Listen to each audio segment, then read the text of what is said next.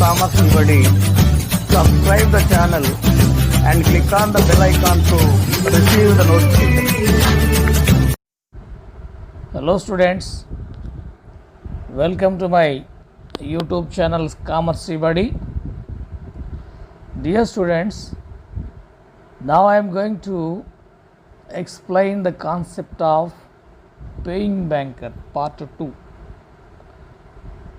విద్యార్థులారా, commerce ఈబడి YouTube ఛానల్కు స్వాగతం. ఇప్పుడు నేను బీకామ్ సెకండ్ ఇయర్లో 3rd and 4th సెమిస్టర్ విద్యార్థులకు ఉన్న బ్యాంకింగ్ థియరీ అండ్ ప్రాక్టీస్ అనే సబ్జెక్ట్లో, అంటే బీటీపీ సబ్జెక్ట్లో మీకున్న చెల్లింపు బ్యాంకరు యొక్క వివిధ అంశాలైన, అంటే ఏ సందర్భాలలో చెల్లింపు బ్యాంకరు తన వద్దకు చెల్లింపు నిమిత్తం వచ్చిన చెక్కులను చెల్లించకుండా తిరస్కరించే సందర్భాలు, మరియు చెల్లింపు బ్యాంకులకు ఉండే శాసనాత్మక రక్షణను గురించి మీతో మాట్లాడబోతున్నాను విద్యార్థులారా. ఈ వీడియో లెసన్లో మీకు ఈ 2 విషయాలైన, అంటే circumstances when paying banker refuse for payment of cheque and statutory protection available to paying banker. It means on what circumstances or on what reasons or on what basis when a paying banker may refuse for payment of checks, and also we'll see the various statutory protections available to the paying banker as per Banking Regulation Act and other laws in force. విద్యార్థులారా, ఈ video చూసిన తర్వాత మీరు చెల్లింపు banker అంటే ఎవరు, ఆ చెల్లింపు బ్యాంకర్కు సంబంధించిన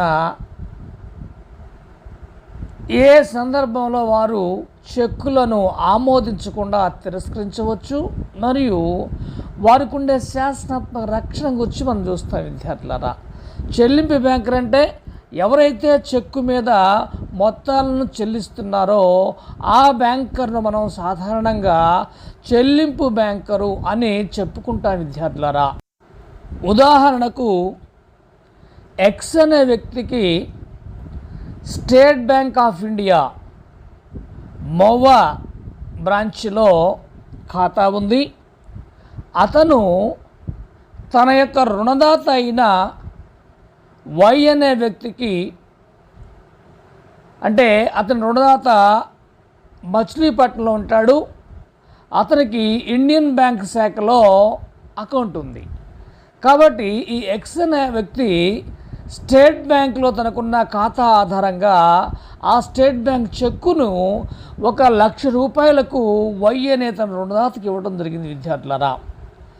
ఎప్పుడైతే వై ఈ ఎక్స్ నుండి చెక్కు తీసుకుంటాడో దానిని వసూలు నిమిత్తం మచిలీపట్నంలో ఉన్న తన ఇండియన్ బ్యాంక్ శాఖలో చెల్లింపు కోసం దాఖలు చేస్తాడు, డిపాజిట్ చేస్తాడు. ఆ మచిలీపట్నంలోని ఇండియన్ బ్యాంక్ శాఖ వసూలు బ్యాంక్ అవుతుంది. వారు ఈ మోవా స్టేట్ బ్యాంక్ శాఖ వారికి ఆ చెక్కుని వసూలు నిమిత్తం పంపిస్తుంటారు విద్యార్థులారా. కాబట్టి చెక్కు మొత్తాన్ని చెల్లించాల్సిన బాధ్యత ఈ స్టేట్ బ్యాంక్ మోవా బ్రాంచ్ వారికి ఉంటుంది. కాబట్టి ఈ స్టేట్ బ్యాంక్ మోవా బ్రాంచ్ వారిని మనం చెల్లింపు బ్యాంకర్ అని, అదేవిధంగా మచిలీపట్నంలోని ఇండియన్ బ్యాంక్ వారు వసూలు నిమిత్తం ఈ చెక్కును పంపారు కాబట్టి వారిని మనం వసూలు బ్యాంకర్గా చెప్పుకుంటాం విద్యార్థులారా. సో ఈ విధంగా వసూలు బ్యాంకు నుంచి చెల్లింపు బ్యాంకుకు చెక్కు వచ్చినప్పుడు ఏ ఏ సందర్భాల్లో ఆ చెక్కుని తిరస్కరించవచ్చు లేదా చెక్కు మొత్తాన్ని చెల్లించకపోవచ్చు అనేది మనం ఇప్పుడు చూడబోతున్నాం. అదేవిధంగా చెల్లింపు బ్యాంకుకు ఉండే శాసనాత్మక రక్షణ కూడా మనం చూస్తాం విద్యార్థులారా. ఎలాంటి సందర్భాల్లో చెక్కులను డిజాయిన్ చేయవచ్చో మనం ఇప్పుడు గమనిద్దాము. అందులో ఒకటి, ఖాతాదారుని ఖాతాలో సరిపడ నిల్వ లేనప్పుడు. ఎవరైతే చెక్కు రాశారో ఆ చెక్కు రాసిన వ్యక్తి ఖాతాలో చెక్కు మొత్తం కంటే ఎక్కువగా ఉన్నప్పుడు మాత్రమే, చెక్కు మొత్తానికి సమానంగా కానివ్వండి లేదా అంతకంటే ఎక్కువ మొత్తం ఉన్నప్పుడు మాత్రమే ఆ చెక్కును బ్యాంకు వారు హానర్ చేస్తారు, లేకుంటే దాన్ని డిజాయిన్ చేస్తారు విద్యార్థులారా. చెక్కు సరైన రూపంలో రాయనప్పుడు, చెక్కు సక్రమంగా మనం ఏ నమూనా ప్రకారం అయితే చెక్కుని మన ఖాతాదారుడికి ఇచ్చినామో అదే నమూనాలో చెక్కు ఉండాలి. రూపాయలు రాయాల్సిన చోట అంకెలు రాస్తే, లేదా అంకెలు రాయాల్సిన చోట రూపాయలు రాస్తే, లేదా ఇతర పొరపాట్లు చేసినట్లయితే, ప్రింటెడ్ ఫామ్ కాకుండా ఒక తెల్ల కాగితం మీద చెక్కు రాసుకున్నట్లయితే, చెక్కులా రాసుకున్నట్లయితే అలాంటి చెక్కులను కూడా బ్యాంకరు ఆమోదించరు, వాటిని తిరస్కరిస్తుంటారు. అదేవిధంగా భవిష్యత్తు తేదీల చెక్కులను అంతకు ముందే చెల్లింపుకు దాఖలు చేస్తే, జూలై 25వ తేదీన చెక్కు రాస్తే, చెక్కు మీద డేట్ రాస్తే అంతకంటే ముందే దాన్ని దాఖలు చేసామనుకోండి, అలాంటి చెక్కులను బ్యాంకరు తిరస్కరిస్తుంటారు విద్యార్థులారా. కాలదోషం పట్టిన చెక్కులు, కాలదోషం పట్టిన చెక్కులు అంటే టైం అయిపోయినవి, ఒక నిర్దిష్టమైన కాలంలో మాత్రమే చెక్కు యొక్క జీవితకాలం ఇప్పుడు 3 నెలలు విద్యార్థులారా. అంతకుముందు 6 నెలలు ఉండేది, ఇప్పుడు 3 నెలలు. చెక్కు రాసిన తేదీ దగ్గర నుండి 3 నెలలలోపు ఆ చెక్కుని ఎన్కాష్ చేసుకోవాలి. ఆ విధంగా ఎన్కాష్ చేసుకోకపోతే ఆటోమేటిక్గా చెక్కుకి కాలదోషం పడుతుంది విద్యార్థులారా. ఆ విధంగా కాలదోషం పట్టిన చెక్కును బ్యాంకరు చెల్లించరు. బ్యాంకు పని వేళ కాకుండా వేరే సమయంలో చెక్కులు దాఖలు చేసినా కూడా ఆటోమేటిక్గా చెక్కులను తిరస్కరిస్తుంటారు విద్యార్థులారా. చెక్కు మొత్తాన్ని చెల్లించరు బ్యాంకు వారు. అదేవిధంగా ప్రధాన విషయాల్లో మార్పులు, చెక్కుపై తేదీ కానివ్వండి, చెక్కు మొత్తాలను కానివ్వండి, లేదా క్రాసింగ్ని కానివ్వండి, లేదా వ్యక్తుల పేర్లు కానివ్వండి, లేదా వారు హోదాలు కానివ్వండి మార్చినట్లయితే ఆ చెక్కులను కూడా బ్యాంకర్ తిరస్కరిస్తుంటారు. ఆ తర్వాత అసైన్మెంట్ నోటీస్ అంటే బ్యాంకులో ఖాతా కలిగి ఉన్న మన ఖాతాదారుడు తన ఖాతా నిల్వను వేరే వారు మేనేజ్ చేసే విధంగా, నిర్వహించే విధంగా అసైన్మెంట్ చేసినట్లయితే, ఆ అసైన్మెంట్ నోటీస్ వచ్చిన తర్వాత ఖాతాదారు పేరుతో ఏదైనా చెక్కులు కనుక వచ్చినట్లయితే దాఖల కోసము, ప్రజెంట్ పేమెంట్ కోసము, ఆ చెక్కులను కూడా ఆటోమేటిక్గా బ్యాంకులో తిరస్కరిస్తున్న విద్యార్థులారా. అసైన్మెంట్ తేదీకి ముందు వస్తే వాటిని యాక్సెప్ట్ చేస్తారు, కానీ అసైన్మెంట్ నోటీస్ వచ్చిన తరువాత కనుక చెక్కులు వస్తే అతని పేరు మీద ఆ చెక్కులను ఆటోమేటిక్గా వాళ్ళు బ్యాంకు వారు తిరస్కరిస్తుంటారు. అదేవిధంగా నమ్మక ద్రోహం, ఎవరైతే ఒక ట్రస్టీగా ఉండి ట్రస్ట్ తరపున కార్యకలాపాలు చేస్తున్నారో ఆయన ట్రస్ట్ యొక్క ప్రయోజనాల కోసం కాకుండా, ట్రస్ట్ యొక్క ఉపయోగం కోసం కాకుండా వేరే విధంగా చెక్కులు కనుక రాస్తున్నట్లయితే, చెక్కులు ఆ యొక్క ట్రస్ట్కి సంబంధించిన మొత్తాలను కనుక చెక్కు రాసి వాడుతున్నట్లయితే అలాంటి సందర్భంలో కూడా బ్యాంకుల బట్టి గమనిస్తే ఆ చెక్కుల్ని తిరస్కరిస్తుంటారు విద్యార్థులారా. తర్వాత పార్టీల హక్కులు అపసవ్యంగా ఉన్నప్పుడు, చెక్కు మీద ఉన్న వ్యక్తుల యొక్క హోదా లేదా వారి యొక్క హక్కులు ఖచ్చితంగా లేదా నిర్దిష్టంగా లేనప్పుడు అలాంటి చెక్కులను కూడా బ్యాంకులు సహజంగా తిరస్కరిస్తుంటారు విద్యార్థులారా. అదేవిధంగా చెక్కు రాసిన వ్యక్తి సంతకము నమూనా సంతకంతో సరిపోనప్పుడు, సహజంగా బ్యాంకు ఖాతా తెరిచినప్పుడు ఈ ఖాతాదారు యొక్క సంతకాన్ని స్పెసిమెన్ సిగ్నేచర్ నమూనా సంతకంగా తీసుకుంటారు, వాటిని బ్యాంకులో భద్రపరుస్తుంటారు విద్యార్థులారా. ఆ వ్యక్తులు ఎప్పుడైనా చెక్కు కానివ్వండి లేదా విత్డ్రాల్ ఫామ్గా రాసినట్లయితే వారి సంతకాన్ని ఆ స్పెసిమెన్ సంతకంతో సరిపోల్చుకుంటారు. 2 సమానంగా ఉంటేనే చెక్కు మీద మొత్తం చెల్లిస్తారు, లేకుంటే ఆ చెక్కును అనాదిస్తారు విద్యార్థులారా. తర్వాత చెక్కు బదలాయింపు అక్రమంగా జరిగినప్పుడు ఎండార్స్మెంట్ అనేది సక్రమంగా ఉండాలి. అక్రమంగా అన్యాయంగా దుర్మార్గంగా ఏదైనా సందర్భంలో చెక్కు ఎండార్స్ చేసినట్టయితే ఆ విషయాన్ని బ్యాంకులు గమనించినట్టయితే అలాంటి చెక్కు మీద కూడా బ్యాంకు చెల్లించాల్సిన మొత్తాన్ని చెల్లించిన విద్యార్థులారా. ఆ తర్వాత ఖాతాదారుని దివాలాకు సంబంధించిన నోటీసు బ్యాంకు పొందినప్పుడు, అంటే ఏ ఖాతాదారుడైతే మనకు చెక్ రాశారో మన బ్యాంకులో ఖాతా కలిగి ఉండి ఆ వ్యక్తి దివాలా తీసినట్లు కనుక కోర్టు నుండి నోటీసు వచ్చినట్లయితే అలాంటి వ్యక్తికి సంబంధించిన చెక్కులను కూడా బ్యాంకరు ఆమోదించిన విద్యార్థులు వాటిని తిరస్కరిస్తుంటారు. తర్వాత ఖాతాదారుని మరణానికి సంబంధించిన నోటీసు బ్యాంకర్లు పొందినప్పుడు, కొన్ని సందర్భాల్లో ఖాతాదారులు చెక్కు రాసిన తర్వాత మరణిస్తుంటారు ఆ చెక్కు మొత్తాన్ని విత్డ్రా చేసుకోక ముందునే. సో అలాంటి సందర్భంలో కూడా మరణించిన ఖాతాదారుల తరపున చెక్కులు రాసి ఉండి, ఖాతాదారుడు చెక్కు రాసి ఉండి ఆ మరణ వార్త బ్యాంకుకు తెలిసినట్లయితే తర్వాత ఆ చెక్కు మొత్తాన్ని బ్యాంకులు చెల్లించిన విద్యార్థుల వాటిని కూడా డిజానర్ చేస్తుంటారు. అదేవిధంగా ఖాతాదారుడు మతిస్థిమితం కోల్పోవడము, అంటే పిచ్చివారుగా మారడము, సరైన మానసిక స్థితిలో లేకపోవడము, ఆ విధంగా ఉన్న ఖాతాదారుల యొక్క చెక్కులను కూడా బ్యాంకరు తిరస్కరిస్తుంటారు విద్యార్థులారా. ఆ తర్వాత బ్యాంకరు కోర్టు నుండి గార్నిష్ ఆర్డర్ పొందినప్పుడు, గార్నిష్ ఆర్డర్ అంటే ఎప్పుడైతే ఈ కోర్టు నుండి గార్నిష్ ఆర్డర్ వస్తుంటుందో అలాంటి సందర్భంలో కూడా బ్యాంకరు ఆ ఖాతాలోని మొత్తాన్ని ఎవరికి చెల్లించిన విద్యార్థులారా. తర్వాత సిరిగిన చెక్కు అనేక ముక్కలుగా చినిగి దాన్ని అంటించి లేదా దాన్ని అతికించి చెక్కుని బ్యాంకులో ప్రజెంట్ చేసినట్టయితే చెల్లింపు కోసము ఆ చెక్కులు కూడా బ్యాంకరు ఆమోదించిన విద్యార్థులారా. అదేవిధంగా ఖాతాదారు చెక్కు ఉపసంహరణ ఆదేశము, అంటే చెక్కు రాసిన తర్వాత చెక్కు వేరే వారికి ఇచ్చిన తర్వాత ఖాతాదారుడు ఆ చెక్కుని ఉపసంహరించుకుంటారు. అలాంటి ఉపసంహరణకు సంబంధించిన నోటీసు బ్యాంకుకి కనుక ఇచ్చినట్లయితే, లేదా స్టాప్ పేమెంట్ ఆర్డర్ కనుక ఈ ఖాతాదారుడు బ్యాంక్ ఇచ్చినట్టయితే ఆ చెక్కుల యొక్క పేమెంట్ కూడా బ్యాంకరు ఆపు చేస్తుంటారు విద్యార్థులారా. ఇవి సహజంగా బ్యాంకరు చెక్కులను ఆమోదించకుండా తిరస్కరించే వివిధ రకాలైన సందర్భాలు. అదే ఇప్పుడు మనం చెల్లింపు బ్యాంకర్కు ఉండే లేదా ఉన్న శాసనాత్మక రక్షణ ఏంటో చూద్దాం విద్యార్థులారా. మరి అనేక మంది రాసిన చెక్కులను అనేక సందర్భాల్లో బ్యాంకరు ఆమోదిస్తుంటారు, చెల్లింపు చేస్తుంటారు. సహజంగా మరి కొన్ని సందర్భాల్లో సరైన వ్యక్తులను గుర్తించే విషయంలో బ్యాంకరు కొన్ని పొరపాట్లు చేసే అవకాశం ఉంటుంది. కావాలని కాకుండా తను తీసుకోవాల్సిన జాగ్రత్త తీసుకున్నప్పటికీ కొన్ని సందర్భాల్లో కొన్ని పొరపాట్లు జరిగే అవకాశం ఉంటుంటుంది. సో అలాంటి సందర్భంలో ఈ చెల్లింపు బ్యాంకర్కు చట్టరీత్యా, అంటే బ్యాంకింగ్ చట్టము, బ్యాంకింగ్ రెగ్యులేషన్ చట్టము 1949 ప్రకారము అనేక సెక్షన్ల ఆధారంగా అతనికి రక్షణ ఉంది విద్యార్థులారా. మరి ఆ రక్షణ విషయాలు ఏంటో చూద్దాము. ఒకటి,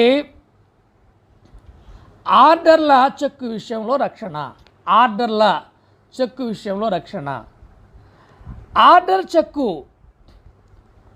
చెక్కు పే ఇచ్చే ఎండార్స్ కావాలని కానీ, లేదా అతని తరపున ఎండార్స్ కావాలనే భావంగానే గోచరిస్తే సెక్షన్ 85(1) ప్రకారము సక్రమ చెల్లింపుతో చెల్లింపు బ్యాంకరు విముక్తుడవుతుంటారు.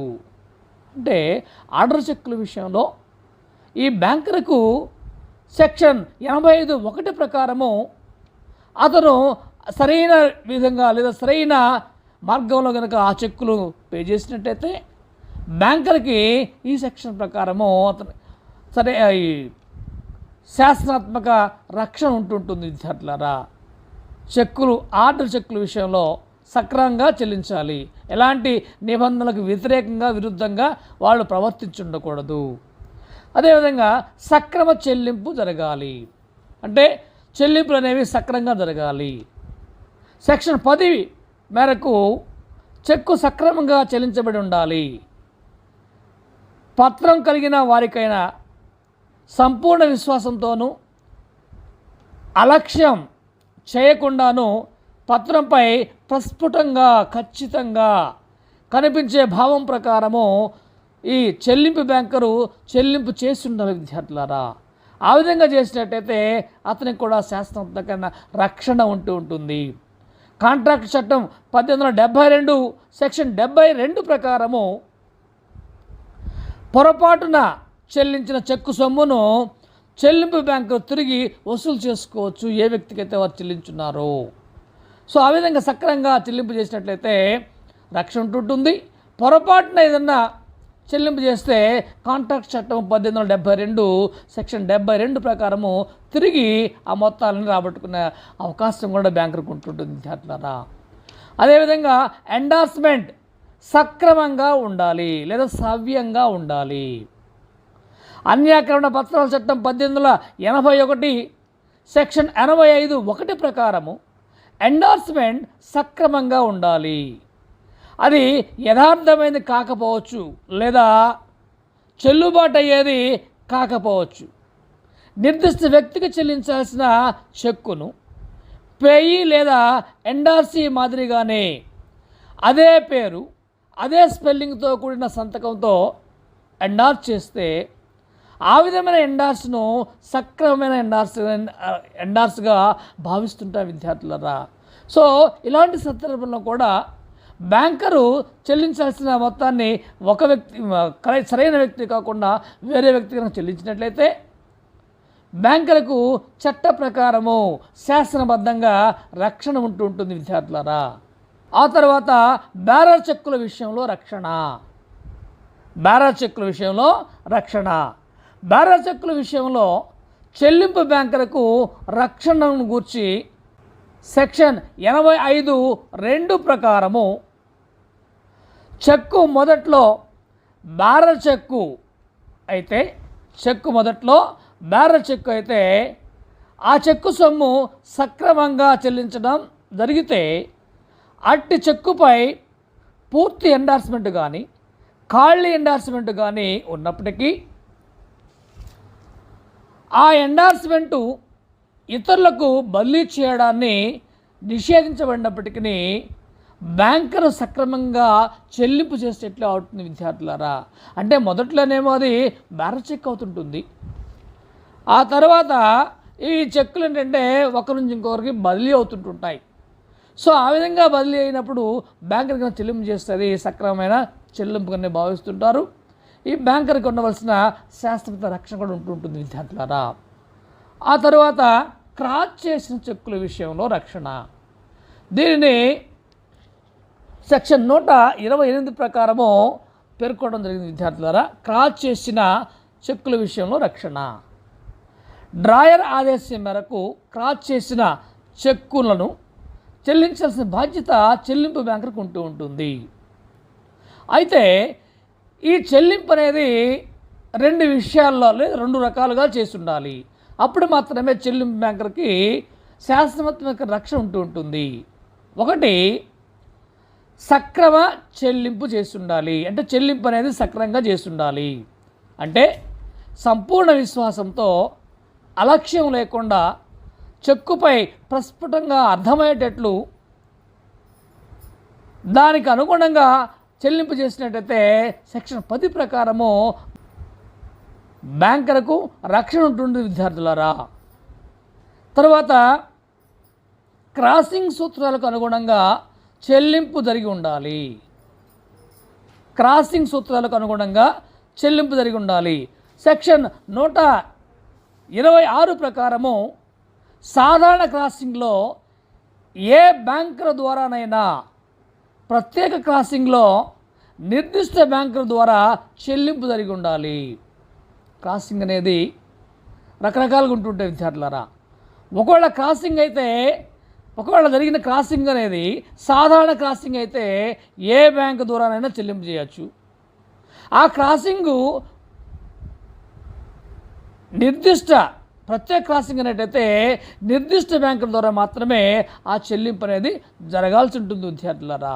ఈ విధంగా చెల్లింపు చేసినప్పుడు ఏదైనా పొరపాటు లేదా తప్పు జరిగినట్లయితే అలాంటి సందర్భంలో ఈ చెల్లింపు బ్యాంకులకు చట్ట ప్రకారము లేదా శాసనబద్ధంగా రక్షణ ఉంటుంటుంది. ఇవి చెల్లింపు బ్యాంకులకు ఉండే వివిధ శాసనాత్మక రక్షణకు సంబంధించిన అంశాలు విద్యార్థులారా. మరి విద్యార్థులారా, ఇప్పటివరకు మీతో నేను ఈ చెల్లింపు బ్యాంకులకు సంబంధించిన అర్థాన్ని, చెల్లింపు బ్యాంకులు ఏ ఏ సందర్భాల్లో చెక్కును తిరస్కరించవచ్చు లేదా ఆ పేమెంట్ని ఆపివేయచ్చు, మరియు చెల్లింపు బ్యాంకులకు శాసనాత్మక రక్షణ ఏ విధంగా ఉంటుంది, ఎలాంటి సందర్భం ఉంటుందనే విషయాల్ని మీతో చెప్పడం జరిగింది. ఇంకా మీలో ఎవరైనా మన కామర్స్ ఈబిడి ఛానల్కు సబ్స్క్రైబ్ కానట్లయితే వెంటనే సబ్స్క్రైబ్ అవ్వండి.